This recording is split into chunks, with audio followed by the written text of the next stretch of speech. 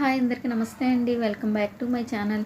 ఈరోజు వీడియోలో ఇంట్లో ఏ వెజిటేబుల్స్ లేనప్పుడు అప్పటికప్పుడు కొన్ని టమాటా తీసుకొని ఇలా పచ్చడి చేశారంటే టేస్ట్ అయితే చాలా బాగుంటుందండి. అన్నం అంతా కూడా ఈ ఒక్క పచ్చడితో తినేయొచ్చు. అంతేకాదు ఇది టిఫిన్స్లో కూడా చాలా బాగుంటుంది. ప్రాసెస్ ఏంటో చూసేద్దాం రండి. ఇక్కడ పచ్చడి కోసం నేను ఇక్కడ 1/2 కిలో టమాటా తీసుకున్నాను. 1/2 కిలోకి ఎక్కువే ఉంటాయి అనుకోండి. ఇంట్లో ఇవే ఉన్నాయి. ఇవన్నీ కూడా పచ్చడి చేసేస్తున్నాను. టమాటాలని శుభ్రంగా వాష్ చేసుకొని ఇలా 2 ముక్కలుగా కట్ చేసుకోవాలి.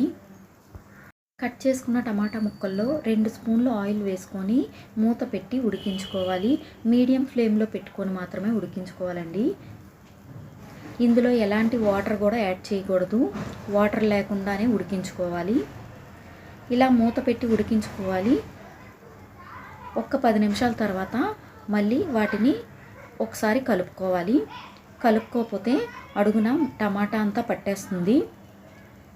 కలుపుకున్న తర్వాత మళ్ళీ మూత పెట్టి మెత్తగా ఉడికేదాకా ఉడికించుకోవాలి. టమాటా అంతా ఉడికి టమాటాలో నీళ్ళంతా వచ్చేంత వరకు ఉడికించుకోవాలి. చూసారు కదా, ఇలా వాటర్ వచ్చిన తర్వాత స్టవ్ ఆపేసుకొని ఇదంతా ఓ మిక్సీ జార్లోకి ట్రాన్స్ఫర్ చేసుకోవాలి. టమాటా అంతా పూర్తిగా చల్లారిన తర్వాత మాత్రమే మిక్సీలో వేసుకొని మిక్సీ పట్టించుకోండి. నేను ఇందులో చింతపండు అనేది వేయట్లేదు, ఎందుకంటే టమాటా పుల్లగా ఉందని నేను చింతపండు వేయట్లేదు. మీరు ఇంకా పుల్లగా కావాలనుకుంటే ఇప్పుడు ఈ మిక్సీలో కొంచెం చింతపండు వేసుకొని మెత్తగా గ్రైండ్ చేసుకోవాలి.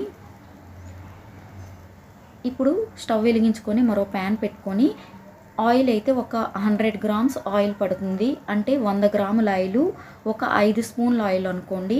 ఆయిల్ వేసుకొని ఆయిల్ హీట్ ఎక్కాక 1 స్పూన్ పచ్చిశనగపప్పు, కొంచెం పోపు దినుసులు వేసుకొని వేయించుకోవాలి.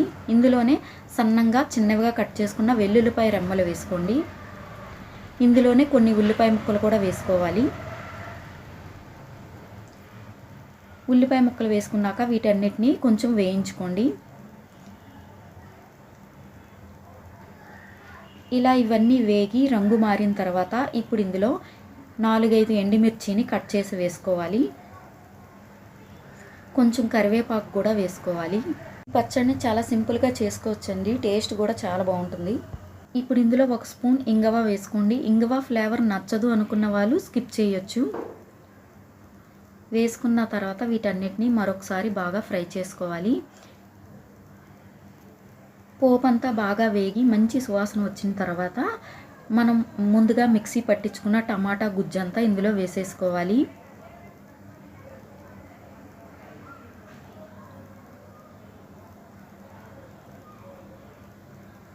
టమాటా గుజ్జంతా వేసుకున్న తర్వాత బాగా కలుపుకోండి.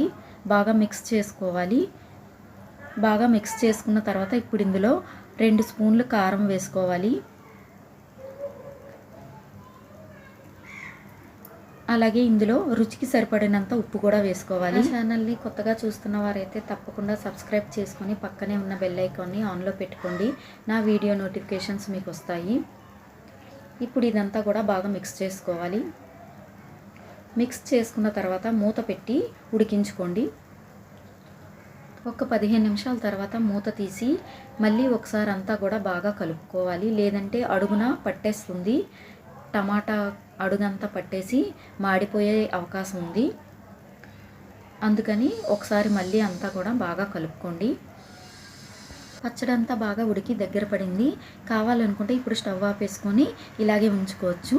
లేదనుకుంటే ఇంకా దగ్గరగా చేసుకోవచ్చండి. ఈ పచ్చడి 5-6 రోజులైనా కూడా పాడవదు. ఫ్రిడ్జ్లో పెట్టాల్సిన అవసరం లేదు, బయటైనా ఉంటుంది.